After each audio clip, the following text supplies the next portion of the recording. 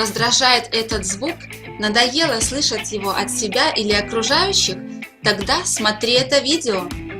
Кашель – это защитный механизм, который помогает организму избавиться от избытка мокроты и веществ, которые раздражают дыхательные пути, поэтому его подавление может замедлить выздоровление.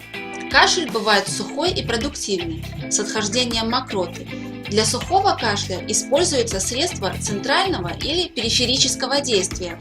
Лекарства центрального действия угнетают кашлевой центр в продолговатом мозге. Они бывают наркотические – кодеин, этилморфин, декстрометорфан – и могут вызвать сонливость и зависимость. И ненаркотические. Они менее эффективны, но не вызывают зависимость. Это глауцин, оксиладин и некоторые антигистаминные, например, хлорфенирамин, прометазин и другие. Периферические противокашлевые средства снижают возбудимость чувствительных рецепторов бронхов благодаря обволакивающему и обезболивающему действию на слизистую оболочку дыхательных путей. Это такие средства, как приноксдиазин, либексин, фолиминт, мукалтин и другие. Для продуктивного кашля используются отхаркивающие средства и муколитики. Отхаркивающие вещества разжижают мокроту, тем самым повышая ее выведение. Это различные растительные препараты – алтея, термопсиса, чабреца, препарат пертусин, бикарбонат натрия и высокоэффективный и безопасный гвайфенизин, который может применяться даже у детей 6-месячного возраста. Муколитики – бромгексин, амброксол, ацетилцистеин, месна – разрушают дисульфидные связи липопротеиновых комплексов мокроты. Это снижает ее вязкость.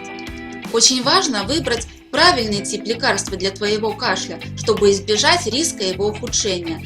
Например, если для продуктивного кашля использовать вещества, угнетающие кашлевой рефлекс, можно замедлить выведение инфицированной мокроты и отложить выздоровление. Использование различных препаратов от кашля может сгладить симптомы и отложить диагноз более серьезного заболевания. Поэтому очень важно обратиться к врачу, если кашель длится более 5 дней или сопровождается повышением температуры или прожилками крови в мокроте.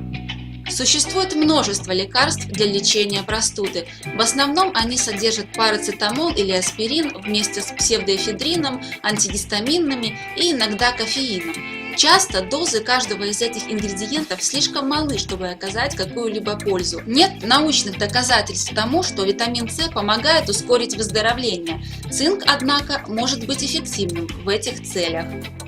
Если ты принимаешь несколько лекарств от кашля и простуды, то проверь дозы входящих в них веществ, чтобы не было передозировки.